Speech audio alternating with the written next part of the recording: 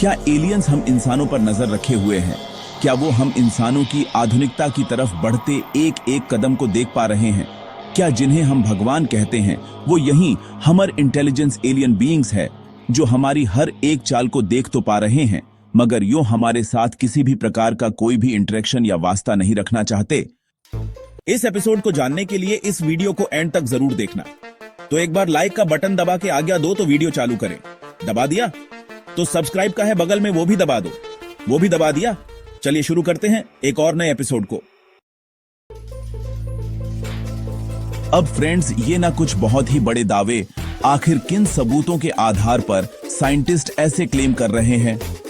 कहानी की शुरुआत होती है साल 1950 में, जब न्यूयॉर्क शहर में रात के अंधेरे में अचानक से एक एक करके लोगों के डस्टरविस गायब होना शुरू हो जाते हैं।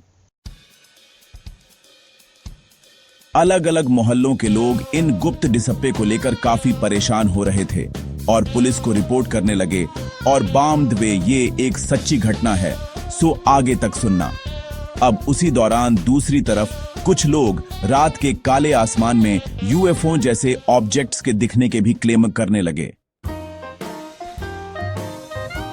यही लोग फिर न्यूज मीडिया में आकर अपने इन्हीं एक्सपीरियंस को पब्लिकली शेयर करने लगे कि उन्होंने क्या देखा और कैसे उन्होंने जो देखा उस चीज ने उन्हें घबराहट सी महसूस कराई। In the midnight end, I just waking up as this large head hung over tubby art Air Force essentially made pay a ort and investigation ithet boli planet will I और इसमेसर। इससे लोगों ने इन दोनों भी घटनाओं को आपस में कनेक्ट कर लिया और कहानी ऐसे बनने लग गई कि हो ना हो जरूर एलियंस ही इन्हीं डस्टबिन्स को गायब कर रहे हैं। Yes, I am serious. ये नैरेटिव इतना पॉपुलर हो गया था कि द न्यूयॉर्कर मैगजीन में इसी को लेकर एक फेमस ड्राइंग भी पब्लिश हुई, जिसमें एलियंस रात के अंधेरे में पृथ्वी से डस्टबिन्स उठाकर भाग रहे हैं। अब उसी समय अमेरिका के लॉस अलामोस में उस दौर के कुछ जीनियस साइंटिस्ट साथ में बैठकर लंच कर रहे थे और एज सूजुअल ब्रह्मांड भर के मुद्दों पर चर्चा कर रहे थे। और तभी उनमें से एक जौहरी की नजर इसी हीरे ने सीइंग पर पड़ी, जिसने एकदम से उनके दिमाग में एक ऐसा सवाल खड़ा कर दिया जिसके न्याप को ढूंढने के लिए आने वाले कई दशकों तक टॉप जीनियस साइंटिस्ट अपनी नींदें गंवाए। वह साइंटिस्ट और कोई नहीं बल्कि अमेरिका के मैनहट्टन प्रोजेक्ट, जिसके तहत दुनिया का पहला न्यूक्लियर बॉम्ब बना मां, उसके चीफ आर्किटेक्ट और Nobel prize winner Enrico Fermi थे। और उन्हें उस दिन जो सिंपल सा सवाल आया था वो था कि अगर हमारा यूनिवर्स 13.8 बिलियन साल पुराना है और यहां पर अब्बों खरबों स्टार्स और प्लेनेट मौजूद है, तो मैथमेटिकली और इवन कॉमन सेंस वाइज हमारे जैसे जीवित और इंटेलिजेंट लाइफ यूनिवर्स में भरी पड़ी होनी चाहिए। एलियंस का होना सिर्फ पॉसिबल ही नहीं बल्कि कॉमन होना चाहिए। और इसी पर फर्मी ने अपना सबसे भाइकॉनिक मवेशन पूछा कि तो फिर कहां है यह सभी एलियंस, हमें कोई दिखाता क्यों नहीं है भाई? और यह एनुजली में एक बहुत ही ब्रिलियंट क्वेश्चन था, क्योंकि जस्ट थिंक अबाउट इट, हम लाइफ को स्पेशल समझाते हैं, हम खुद को स्पेशल समझते हैं, बट जिन अंशों पानी के एलिमेंट से हम बने हुए हैं वहीं एलिमेंट्स यूनिवर्स में स्पेशल या रेयर भी है क्या? अब यस, आई नो में भी आप कहोगे कि बट पृथ्वी तो सूरज से एकदम परफेक्ट डिस्टेंस पर है, जिसे गोल्डीलॉक जॉन कहते हैं, जो नाइफ के जन्म के लिए आवश्यक है। क्या यह स्पेशल नहीं है? सोपेल इसमें क्या स्पेशल है? नासा के केपलर स्पेस टेलीस्कोप और दूसरे मिशन से आज हमें यह पता मिलता है कि हर 5 में से कम एक स्टार ऐसा है जिसका एक प्लेनेट हमारे पृथ्वी की ही तरह एकदम गोल्डीलॉक जोन में है, यानी कि वहां पर life as we know it के पलने के चांसेस हैं। अब जरा इस चीज को कंसीडर करना दिमाग घुमा देगा। यह आपका हमारा ब्रह्मांड कम से कम 13.8 बिलियन साल पुराना है। सिर्फ हमारे ही गैलेक्सी में 40 बिलियन यानी कि 400 करोड़ सितारे हैं और सिर्फ हमारे ही ऑब्जर्वेशन में 2 ट्रिलियन हमारे मिल्की वे जैसे गैलेक्सी हैं।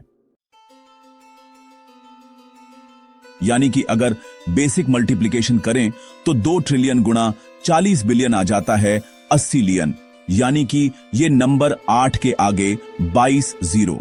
अब इसमें टाइम डायमेंशन को भी ऐड करते हैं, जो है 13.8 बिलियन साल, जितने समय से ब्रह्मांड यहां पर मौजूद है।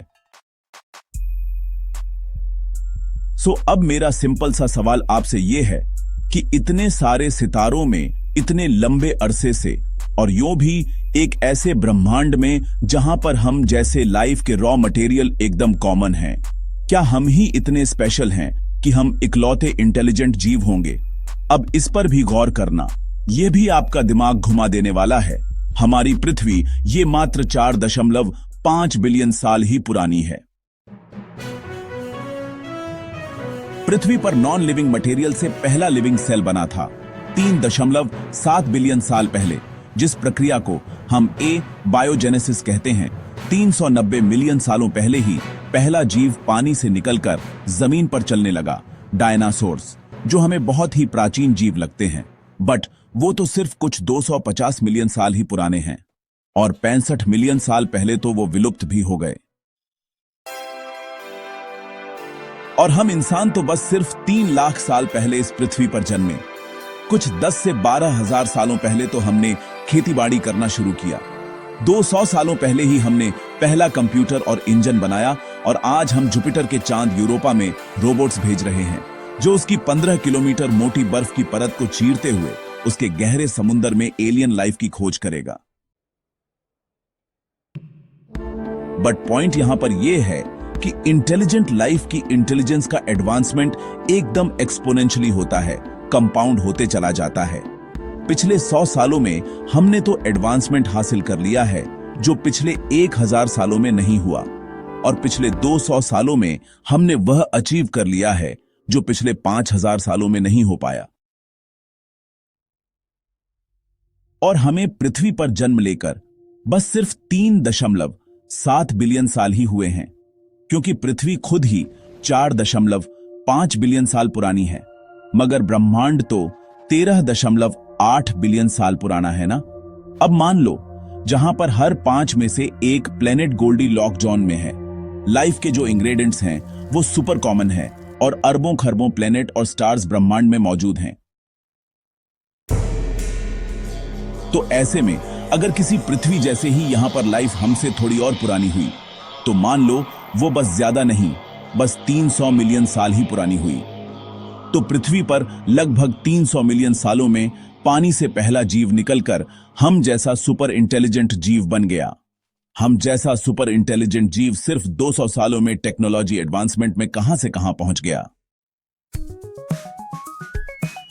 हम 300 मिलियन सालों बाद कहां पर होंगे, जस्ट इमेजिन।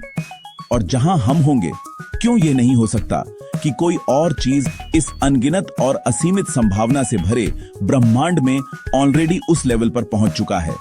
वो हमसे 300 मिलियन साल तो क्या, शायद 3 बिलियन साल भी एडवांस हो सकता है। हम कल्पना भी नहीं कर सकते वह चीज कैसा होगा। हमारी बुद्धि और उनकी बुद्धि में, एक मकड़ी और इंसान की बुद्धि में जितना अंतर होता है ना, उससे भी 1000 गुना ज्यादा अंतर होगा।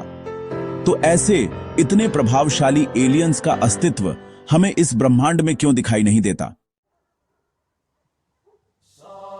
अच्छा, अब एक इंटरेस्टिंग चीज यह है कि अगर आप धार्मिक किताबों में भी देखोगे ना, तो कई धर्मों की किताबों में, जैसे कि भगवद गीता, बाइबल और कुरान, इन सभी में भी इसी ओर इशारा किया गया है कि हमसे कोई और पावरफुल बीइंग, जिन्हें हम भगवान, गॉड या अल्लाह कहते हैं, वो हम पर नजर रखे हुए हैं।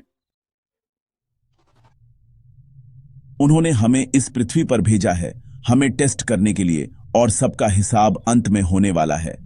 कहीं जिन्हें हम भगवान कहते हैं, वो यही एडवांस्ड एलियंस तो नहीं हैं जो हमारी दुनिया पर नजर रखे हुए हैं, पर हमसे इंटरेक्ट नहीं करना चाहते।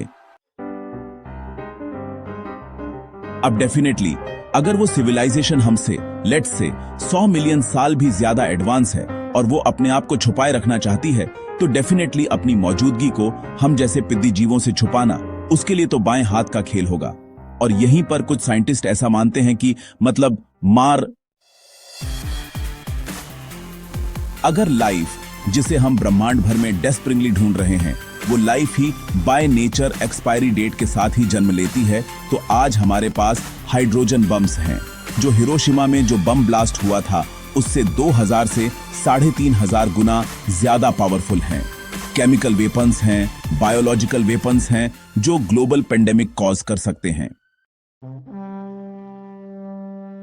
फिर दूसरी ओर हमें आर्टिफिशियल इंटेलिजेंस और क्वांटम कंप्यूटर्स का खतरा है। यह कहीं इंसानियत का फुल फैक्ट्री रिसेट न कर दे। तो क्या यही वह बीमारी है जो हर इंटेलिजेंट लाइफ अपने साथ लेकर जन्म लेती है, खुद के ही आधुनिकता से खुद की ही सभ्यता के अंत का कारण बनना? और यह तो फिर भी हमने सिर्फ डायरेक्ट ह्यूमन इवॉल्वमेंट की बात की है। फिर प्रकृति जिसने हमें जन्म दिया है शायद वही एक समय बाद इंटेलिजेंट लाइफ के मौत का कारण भी बनती है। आज आधुनिकता के चलते पृथ्वी का तापमान हर 10 सालों में 111 डिग्री फट से बढ़ते चला जा रहा है। हमारे नॉर्थ और साउथ पोल्स की बर्फ मेल्ट हो रही है, कई टापू डूब रहे हैं और इवन कई शहर जैसे जकार्ता, बैंकॉक, टोक्यो में भी यह देखने को मिल रहा है। मौसम में फ्लक्चुएशंस पड़ रहे हैं जिस वजह से कहीं पे बेमौसम बरसात हो रही है तो कहीं पे आ रही है तो कहीं पर सूखा पड़ रहा है। क्या प्रकृति का क्रोध ही इंटेलिजेंट लाइफ के लिए एक बड़ा ग्रेट फिल्टर हो सकता है? फिर भूकंप, सुनामी और तोल्केनो चर्स्ट का खतरा, एस्टेरॉयड स्ट्राइक या गमारे बर्स्ट का खतरा। बस एक गमारे बर्स्ट पृथ्वी पर अगर गलती से भी पड़ गया ना तो पृथ्वी पूरी तरीके से राख हो जाएगी।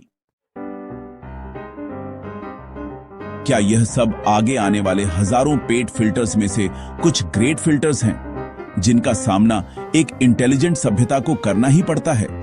और शायद वो सभी फिल्टर्स में से हर बार किसी ना किसी फिल्टर में फिल्टर आउट हो ही जाते हैं और खत्म हो जाते हैं।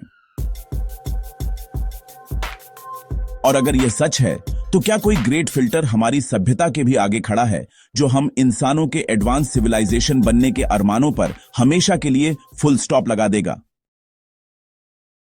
उम्मीद है आपको मिस्टीरियस टीवी का यह एपिसोड आपको बहुत पसंद आया होगा। मिस्टीरियस टीवी को जरूर सब्सक्राइब करना और हाँ, शेयर भी करना अपने दोस्तों के साथ। आप लोगों के प्यार भरे कमेंट और लाइक का बहुत बहुत शुक्रिया। मिलते हैं अगली शानदार वीडियो में।